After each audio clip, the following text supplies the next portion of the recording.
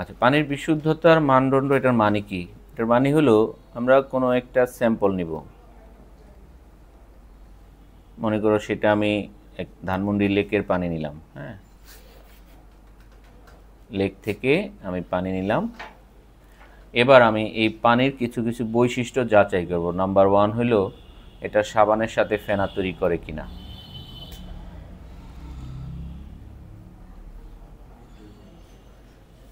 যদি ফেনা তৈরি না করে তাহলে বুঝতে হবে এটা দিয়ে কাপড় কাচলে কাপড় পরিষ্কার হবে না। ঠিক আছে, এটা একটা বৈশিষ্ট্য। নাম্বার 2, ওর ডিজলভ অক্সিজেন কত, বেশি না কম। যদি কম থাকে তাহলে বুঝতে হবে পানিতে ভেজাল আছে, মানে জীবাণু আছে। নাম্বার 3, বিওডি কত, বায়োলজিক্যাল অক্সিজেন ডিমান্ড কত। যত বেশি হবে মনে রাখতে হবে পানিতে তত বেশি জীবাণু। ডিউ যত বেশি জীবাণু তত কম, মনে রাখবা। ডিউ যত বেশি জীবাণু তত কম, বিওডি যত বেশি জীবাণু তত বেশি। নাম্বার 4, সিওডি কত, ওই পানির সিওডি কত। সিওডি যদি বেশি হয় তাহলে মনে রাখবো ওই পানিতে জীবাণুও বেশি, আবার অন্যান্য কেমিক্যালও বেশি, অন্যান্য রাসায়নিক উপাদানও বেশি। টিডিএস, টোটাল ডিজলভ সলিড কত। যদি এটা বেশি হয় তাহলে মনে রাখবো ওই পানিতে আয়রন বেশি, অথবা অন্যান্য ধাতব পদার্থ, ক্রোমিয়াম, কপার ইত্যাদি বেশি হতে পারে। লাস্ট ওয়ান হলো পানির পিএইচ। 6 নাম্বার হলো পানির পিএইচ। পিএইচ যদি 7-এর বেশি হয় তাহলে সেই পানি ক্ষারধর্মী, 7-এর কম হলে সেই পানি অম্লধর্মী। এক্ষেত্রেও আমরা পান করতে পারবো কি পারবো না এটা পিএইচের উপর, শুধু পিএইচ না, এই প্রত্যেকটা বৈশিষ্ট্যের উপরে আমরা ওই পানি ব্যবহার করতে পারবো কি না তা ডিপেন্ড করে। যে কয়টা বৈশিষ্ট্য লিখলাম এটাকে বলে ক্ষরতা, পানির ক্ষরতা। এই বৈশিষ্ট্যটা পানির ক্ষরতা 1 নাম্বার বৈশিষ্ট্য। পানির ক্ষরতা, পানির ডিও, পানির বিওডি, পানির সিওডি, পানির টিডিএস এবং পানির পিএইচ বিশ্লেষণ করে আমরা বুঝতে পারি ওই পানিটা কতটা ভালো অথবা কতটা খারাপ, ওই পানিটা কত বিশুদ্ধ অথবা কত বিশুদ্ধ নয়। ঠিক আছে, তাহলে যে সকল বৈশিষ্ট্য দ্বারা পানির বিশুদ্ধতা যাচাই করা হয় সে সকল বৈশিষ্ট্যকে আমরা বলবো পানির বিশুদ্ধতার মানদণ্ড। তাহলে সংজ্ঞাটা আমরা এভাবে লিখতে পারি, সংজ্ঞাটা তোমরা লিখে নিতে পারো। যে সকল বৈশিষ্ট্য দ্বারা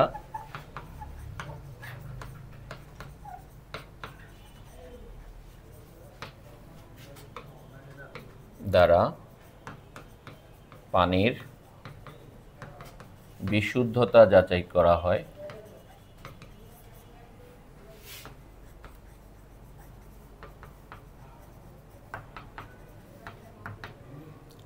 সেই বৈশিষ্ট্যগুলোকে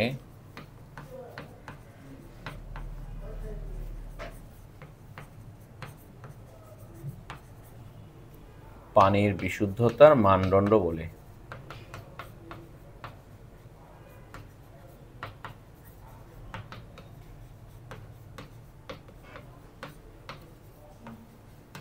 তাহলে এখানে কোন কোন বৈশিষ্ট্য আছে? নাম্বার 1 হলো পানির ক্ষরতা,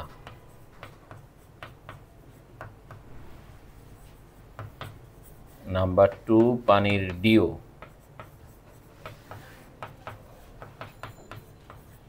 নাম্বার 3 পানির বিওডি,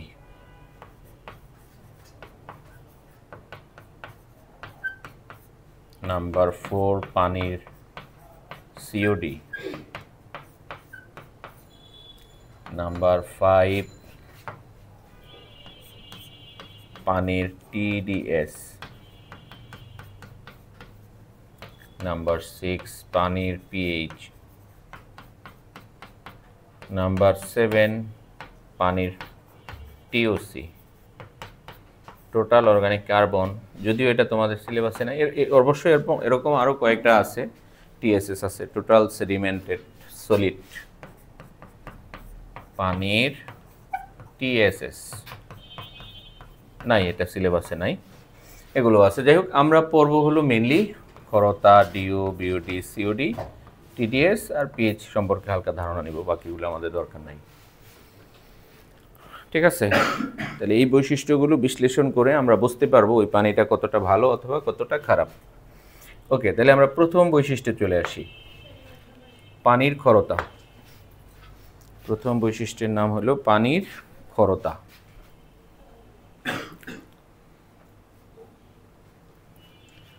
ওকে, পানির খরতা।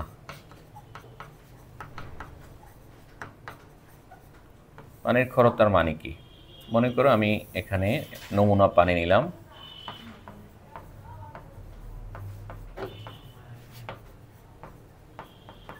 যে কোনো একটা সোর্স, নদী, নালা, খাল, বিল, সাগর, সমুদ্র, যেখান থেকেও পানি নিলাম। পানি নিয়ে আমরা এর মধ্যে সাবান অথবা ডিটারজেন্ট দিব,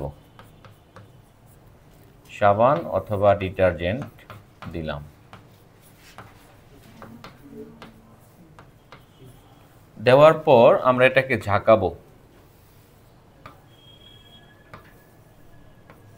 ঝাঁকাইলাম, ঝাঁকানোর কারণে দেখলাম যে কোনো ফেনা তৈরি হচ্ছে না।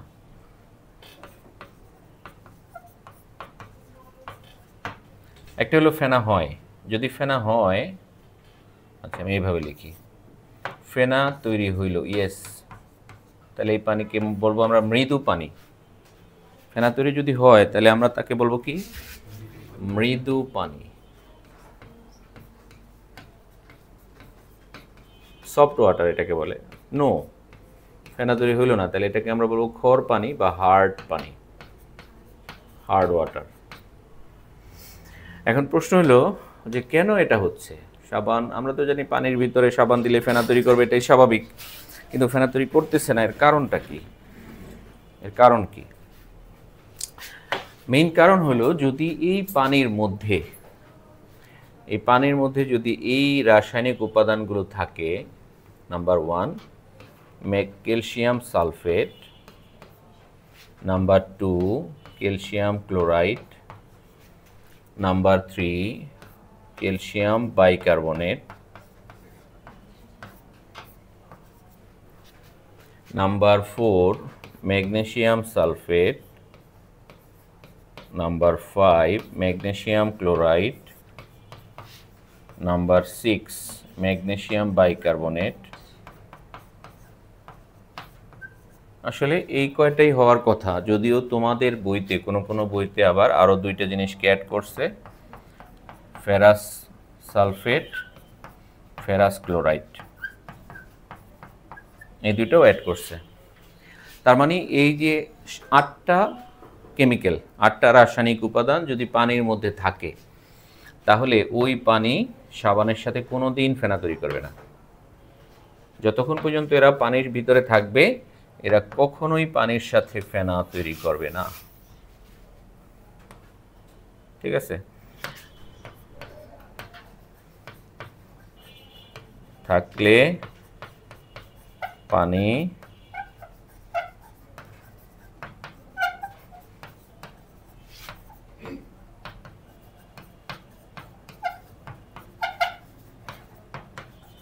করবে না। ঠিক আছে? তার মানে এগুলা খুব ইম্পর্টেন্ট এমসিকিউর জন্য। কোনটি থাকলে পানি খরতা সৃষ্টি হয়? ঠিক আছে? তাহলে বোঝা গেল এই উপাদানগুলো পানির খরতার জন্য দায়ী।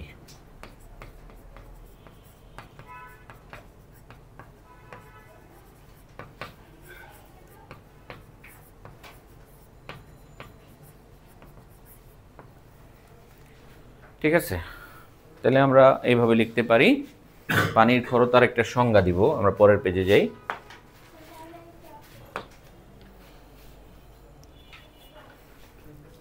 পানির খরতার সংজ্ঞা লিখব।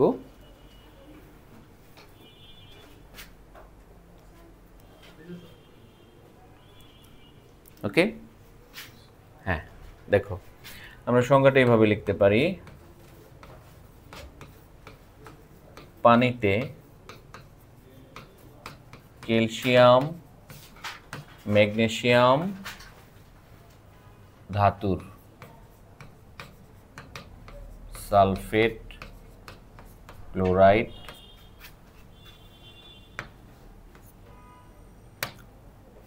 সালফেট ক্লোরাইড বাইকার্বনেট লবণ এবং ফেরাস সালফেট ফেরাস ক্লোরাইড থাকলে উক্ত পানি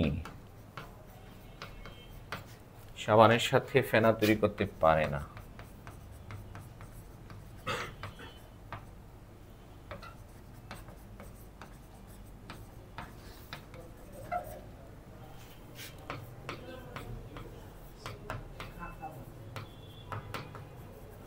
এই পানিকে খর পানি বলে। এই পানিকে খর পানি বলে।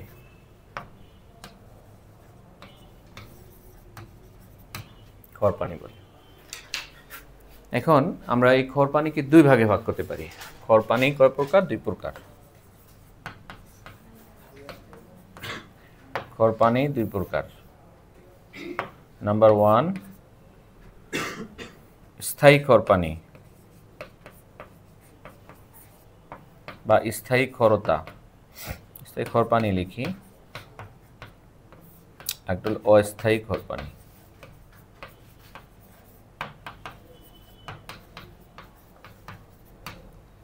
আচ্ছা, আমরা তো খর পানির সংজ্ঞা দিলাম, তাই না?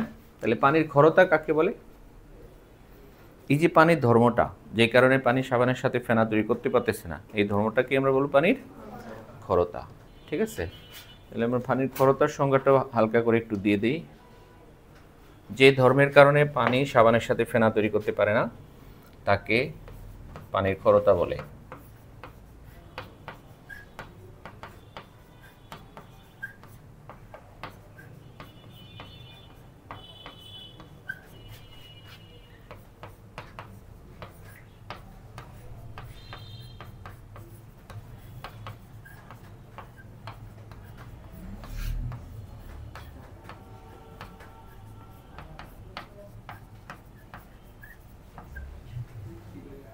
তৈরি করতে পারে না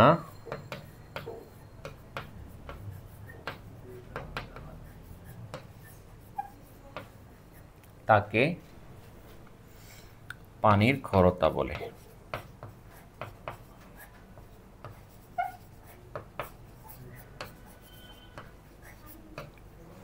তাহলে খর পানি যদি দুই ভাগ হয় তাহলে পানির খরতাও দুই প্রকার, তাই না? খর পানি দুই প্রকার, তাহলে পানির খরতাও কয় প্রকার? দুই প্রকার। ওকে, তাহলে আমরা পরের পেজে যাই। পানির খরতা এটাকে আমরা দুই ভাগে ভাগ করতে পারি। নাম্বার 1 স্থায়ী খরতা,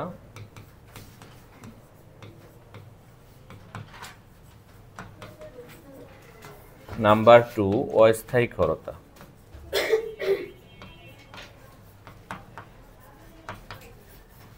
অস্থায়ী খরতা।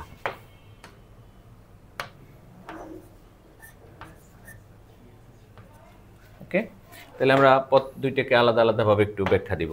স্থায়ী খরতা কি এটা আগে একটু বুঝে নেন, পরের পেজে যাই। স্থায়ী খরতা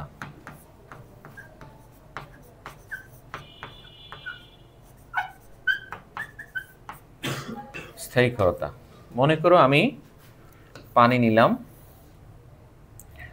এটা সাধারণ নরমাল পানি বা শীতল পানি। শীতল পানি, ঠিক আছে? এই শীতল পানির মধ্যে আমি কি দিলাম? সাবান অথবা ডিটারজেন্ট দিলাম। সাবান অথবা ডিটারজেন্ট।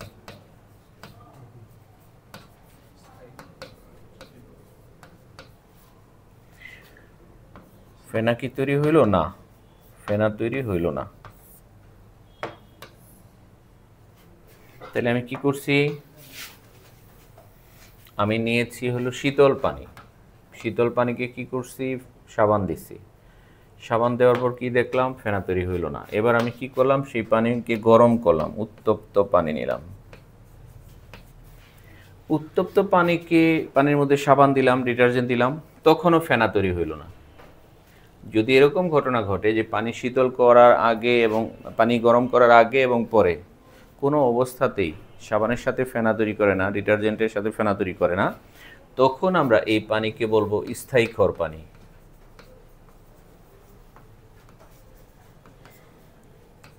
আর পানির এই ধর্মটাকে আমরা বলবো স্থায়ী ক্ষরতা।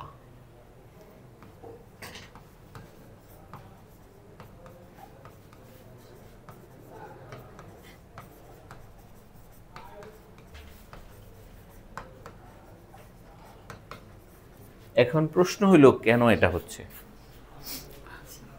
ঠিক আছে? কি কি থাকার কারণে এটা হয় সেটা আমরা একটু দেখে নেই। Number 1, magnesium sulphate.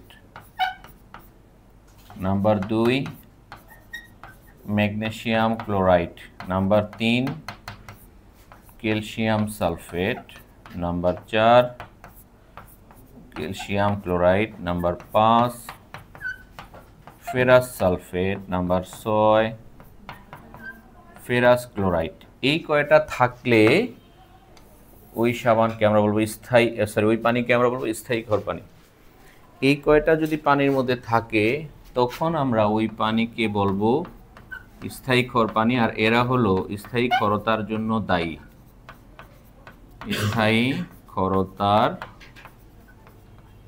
জন্য দায়ী, এরা স্থায়ী ক্ষরতার জন্য দায়ী, ঠিক আছে? তাহলে আমরা স্থায়ী ক্ষরতাকে এইভাবে সংজ্ঞা দিতে পারি, পানির মধ্যে এই লবণগুলো থাকলে magnesium sulphate, magnesium chloride, calcium sulphate, calcium chloride, ferrous sulphate, ferrous chloride থাকলে সেই পানি শীতল অবস্থায়ও সাবানের সাথে ফেনা তৈরি করে না, গরম করলেও সাবানের সাথে ফেনা তৈরি করে না। এই কারণে এই পানিকে বলে স্থায়ী ক্ষর পানি, আর এই ধর্মকে বলে পানির স্থায়ী ক্ষরতা। ওকে, আচ্ছা, তাহলে অস্থায়ী ক্ষরতা কি? যাই আমরা একটু অস্থায়ী ক্ষরতাটা একটু দেখে নেই।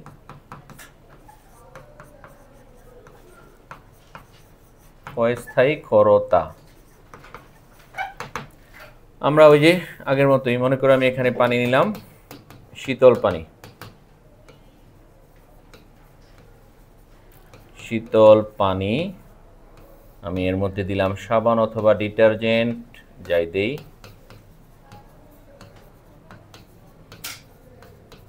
কি তৈরি হইলো? ফেনা হইল না। ওকে, সমস্যা নাই। এবার আমরা তাপ দিব, গরম করে ফেলবো। উত্তপ্ত পানি নিলাম, উত্তপ্ত পানিতে দেখা গেল সাবান ফেনা তৈরি করছে, ঠিক আছে? আর এটার জন্য দায়ী কে? এটার জন্য দায়ী হলো দুইটা লবণ, একটা হলো ক্যালসিয়াম বাইকার্বনেট আর একটা হলো ম্যাগনেসিয়াম বাইকার্বনেট।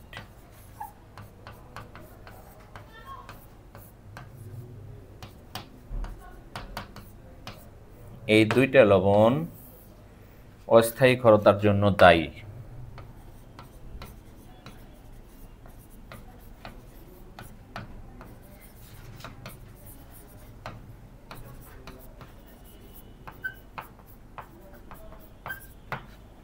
খুব ইম্পর্টেন্ট এমসিকিউর জন্য, ঠিক আছে? তাহলে অস্থায়ী ক্ষরতাকে আমরা সংজ্ঞা দিব এভাবে, পানিতে ক্যালসিয়াম বাইকার্বনেট অথবা ম্যাগনেসিয়াম বাইকার্বনেট থাকলে সেই পানি শীতল অবস্থায় সাবানের সাথে ফেনা তৈরি করতে না পারলেও উত্তপ্ত অবস্থায় সাবানের সাথে ফেনা তৈরি করতে পারে, তাই সেই পানিকে বলে অস্থায়ী ক্ষর পানি, আর এই ধর্মকে বলে অস্থায়ী ক্ষরতা, ঠিক আছে?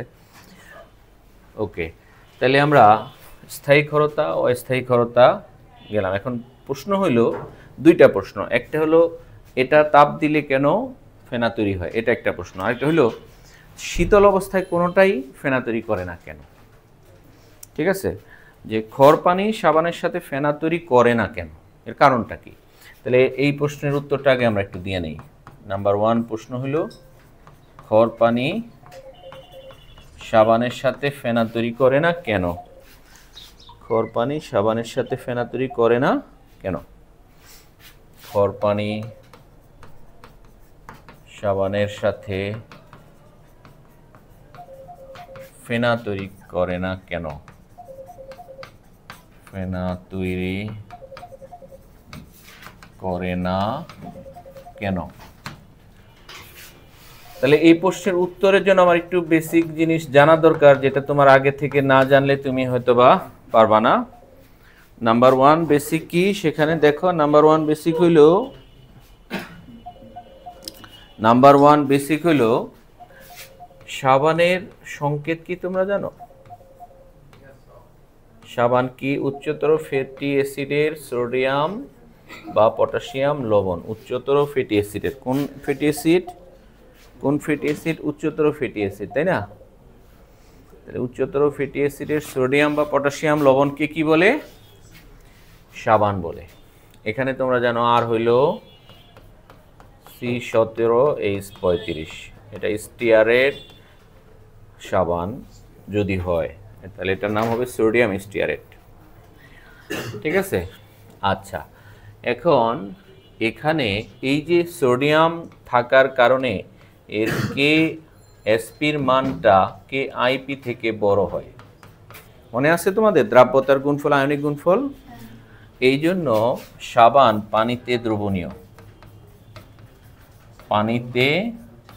দ্রবণীয়, কিন্তু যদি কোনো কারণে ঘটনাটা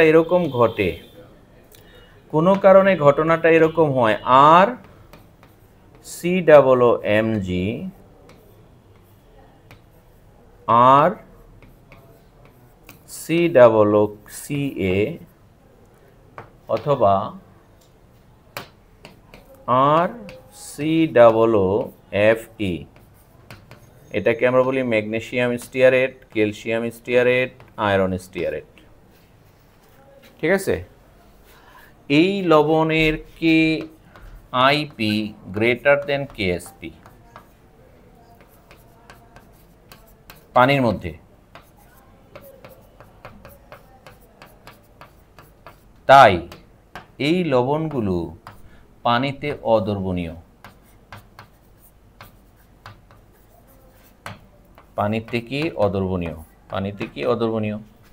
আর যেহেতু অদ্রবণীয় তাহলে কি করে এরা? অধক্ষেপ তৈরি করে।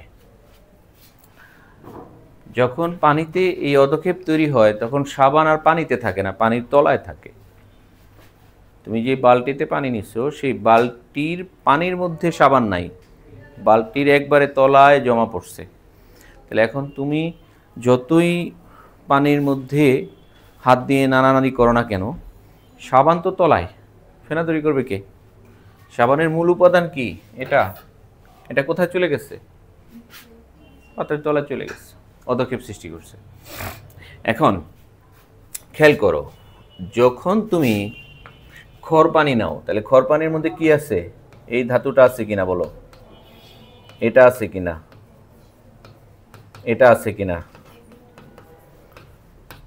এরা আছে না? এরা আছে। এরা কার সাথে আছে? আমি জাস্ট আগে এক পুরো ফাইনাল বিক্রিয়াটাই দেখাই। মনে করো এটা আছে কার সাথে? সালফেট। এটা আছে কার সাথে? ক্লোরাইড। এটা আছে কার সাথে? সালফেট। হ্যাঁ, আর তুমি কি করছো? এ হলো সাবান।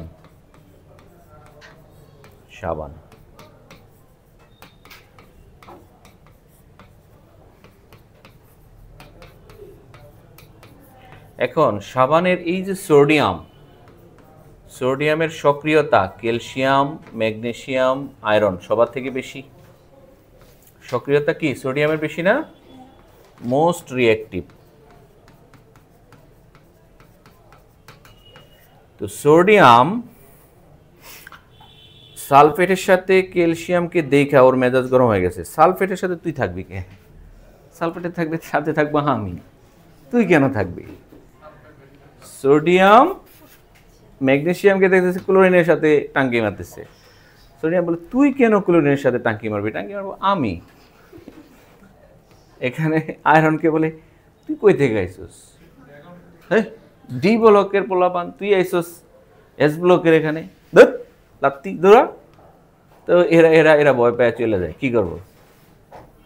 এরা আউট। রেজাল্ট কি? রেজাল্ট হলো এখানে তৈরি হয় সোডিয়াম সালফেট, এখানে তৈরি হয় সোডিয়াম ক্লোরাইড, আর এখানে তৈরি হয় সোডিয়াম সালফেট। ঠিক আছে, এই তাহলে এখন বেচারা ক্যালসিয়াম কি করবে? আর বেচারা এই বেচারিরে সেরে গেছে না সোডিয়াম, খেয়াল করছো? এই বেচারিগুলা কি করবে? এদের অবস্থা কি? এর অবস্থা কি? এর অবস্থা কি? তাই না? আর এইদিকে কার অবস্থা? এদিকে এই যে কয়টা, এদের অবস্থা। তাহলে কি করবে ওরা? বলে যে দোস্ত কি করব, চল আমরা যে একটু আড্ডা মারি গা রমনার বটমূলে। এই ক্যালসিয়াম, ঠিক আছে। আর ভয়ে তো সে কি তলানি করছে, ভয়ে ওই এলাকায় নাই, তো চিপা নাই গেছে গা, ঠিক আছে, ওই এলাকায় নাই। এই এটা কি ম্যাগনেসিয়াম, এটা কি আয়রন। তাইলে এগুলা সব পাত্রের তলায় অদক্ষেপ সৃষ্টি করবে। আর রেজাল্ট হলো সাবান। আমরা সাবানের সংজ্ঞা দিই কি? সোডিয়াম পটাশিয়াম স্টিয়ারেট লবণ। এটা তো না, সোডিয়াম পটাশিয়াম স্টিয়ারেট লবণ না, calcium stearate, magnesium stearate, iron stearate, এটা তো সাবান না। তাহলে এরা তো ফেনা তৈরি করতেও পারবে না, ঠিক আছে। তাহলে আমরা কি লিখব? এই প্রশ্ন যদি পরীক্ষায় আসে, কেন খড়পানি সাবানের সাথে ফেনা তৈরি করতে পারে না, তাহলে আমরা লিখব খড়পানি তাকেই বলে যাদের মধ্যে ক্যালসিয়াম, ম্যাগনেসিয়াম, আয়রনের সালফেট, ক্লোরাইড, বাইকার্বনেট লবণগুলা থাকে। যখন ওই পানির মধ্যে সাবান দেওয়া হয়, সাবান হলো সোডিয়াম বা পটাশিয়ামের উচ্চতর ফ্যাটি অ্যাসিডের লবণ। আর সেখানে সোডিয়াম বা পটাশিয়াম দুইটার সক্রিয়তা ম্যাগনেসিয়াম, ক্যালসিয়াম এবং অ্যালুমিনিয়ামের থেকে অনেক বেশি হওয়ায় এই লবণের কেআইপি আর কেএসপি কম্পেয়ার করলে দেখা যায় বা তুলনা করলে দেখা যায় যে এই লবণগুলোর কেআইপির মান কেএসপি থেকে বেশি। কেআইপি মান কেএসপি থেকে বেশি হয়, এরা পানিতে অদ্রবণীয় এবং পাত্রের তলায় অদক্ষেপ সৃষ্টি করে। ফলে যখন তারা বিক্রিয়া করে তৈরি করে calcium stearate, magnesium stearate, ferrous stearate, এবং এরা পাত্রের তলায় অদক্ষিপ্ত হয়। ফলে ওই সাবান পানির সাথে ফেনা তৈরি করার কোনো সুযোগ পায় না। এই কারণে খড়পানি সাবানের সাথে ফেনা তৈরি করতে পারে না। তাহলে এখনও যে বললাম তাপ দিলে কেন ফেনা তৈরি হলো? আমরা যখন তাপ দিলাম, অস্থায়ী খড়পানি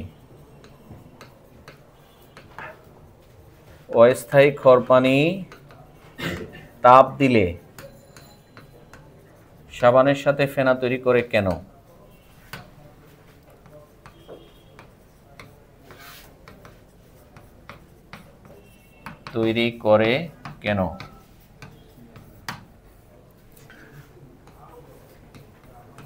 তাহলে এটার উত্তর হইল, দেখো অস্থায়ী খড়পানির মধ্যে কি ছিল?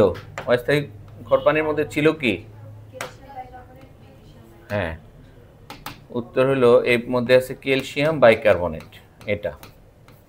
আর আছে কি? এইটা। এখন তুমি যখন তাপ দিছো, তাপ দেওয়ার সাথে সাথে তৈরি করছে কি? এটা তৈরি করছে কি? এটা। এটা কি? আর তৈরি হচ্ছে কি? পানি। আর তৈরি হচ্ছে কার্বন ডাইঅক্সাইড। পানি, কার্বন ডাইঅক্সাইড। তো কার্বন ডাইঅক্সাইড উড়ে চলে গেছে, আর ক্যালসিয়াম কার্বনেট আর ম্যাগনেসিয়াম কার্বনেট পাত্রের তলায় চলে গেছে। তাহলে খেয়াল করো, এই হলো পানি। তাপ দেওয়ার আগে এই দুইটা ছিল এখানে, ঠিক আছে।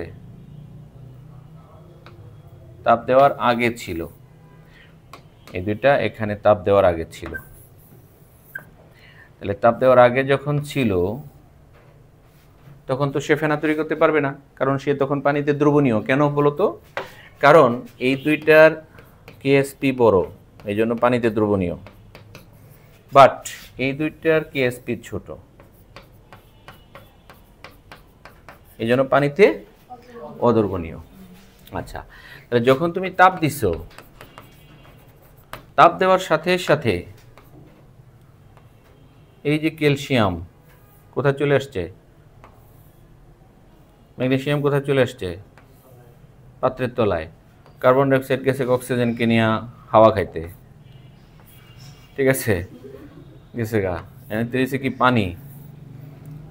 পানি আছে, পানি তৈরি হয়েছে, যাগুলো বাদ। তাহলে এখন এরা তো নাই, পানির মধ্যে আছে। এই অবস্থায় তুমি সাবান দিচ্ছ, সাবান তো দেখতেছে, সোডিয়াম হিসাব পুরো তাকা তুকে দেখতেছে, দেখে আছে কিনা কেউ, কেউ নাই। তখন আর সোডিয়াম কি করবে? তখন সোডিয়াম বাধ্য হইয়া সাবানের সাথেই থাকবে, আর ওই সাবান ফেনা তৈরি করবে। কথা ক্লিয়ার তো? হ্যাঁ, ক্লিয়ার।